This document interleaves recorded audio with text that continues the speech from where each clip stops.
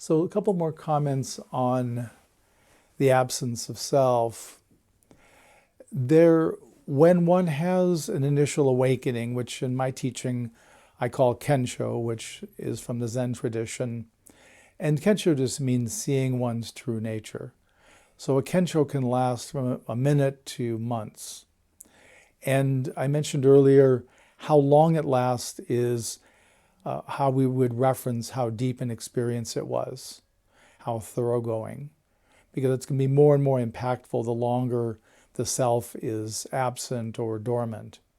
For everyone that has an awakening experience, the personality, the sense of self will reassert itself at some point. The self is not gone forever. That's a misunderstanding.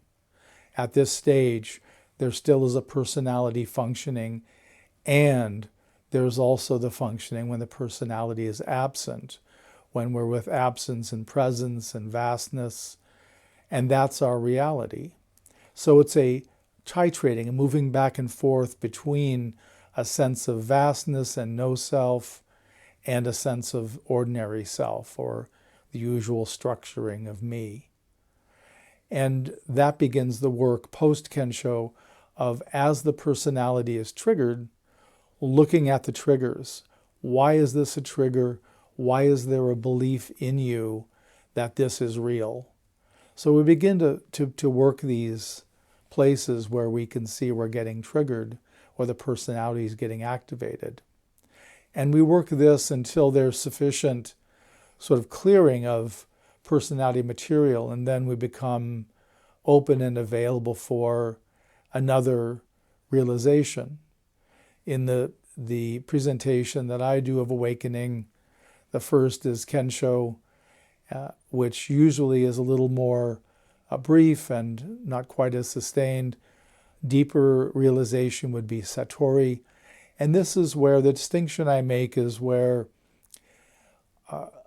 when the Absolute awakens to itself in a particular consciousness, it doesn't awaken 100% the first time.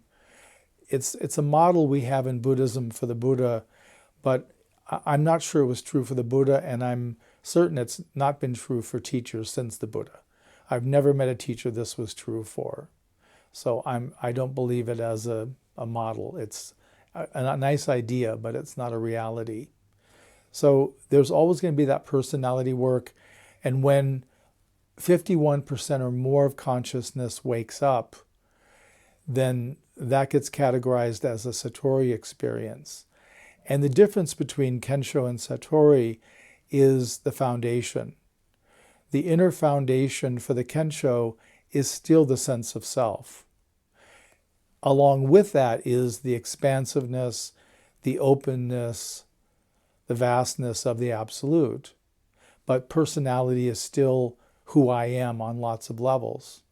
With the Satori, the sense of self is still present, but the foundation becomes true nature. It becomes the qualities of the Absolute in this consciousness, in this consciousness, in that consciousness. So that's a big shift when that happens. The work continues, working whenever we see the personality triggered, understanding the triggering, working with it, understanding the history, and when we can, unplugging from those patterns. And that eventually can lead to a third level of realization called Daigo Teitei. And in Japanese, that translates as final or full enlightenment. It isn't actually a full enlightenment or final enlightenment. There's no end to the awakening experiences that can be experienced. But what happens in the Daigo Teitei, why it's so revolutionary, is the sense of self is vanquished and doesn't return.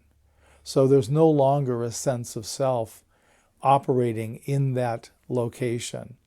The Absolute becomes the foundation, and the presence of the Absolute is what's perceived if we're sensitive enough. So that's sort of the trajectory of awakening, just to understand it in relation to the Absolute. Any questions or comments here before we do some more meditation?